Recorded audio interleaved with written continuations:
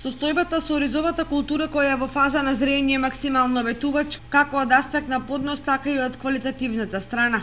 Полињата од зелена се преобразуваат во препознатливата жолта боја, која е символ на плодородност и берикет.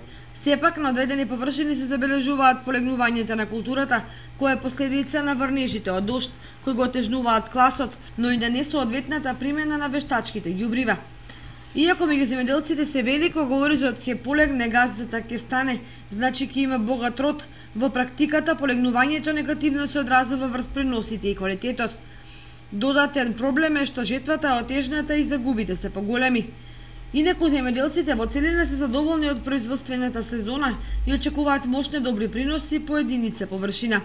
Има земјоделци кои проценуваат дека од 1 декар ќе наполнат над 20 вреки со арпа, што значи принос од 800 до 1000 килограми.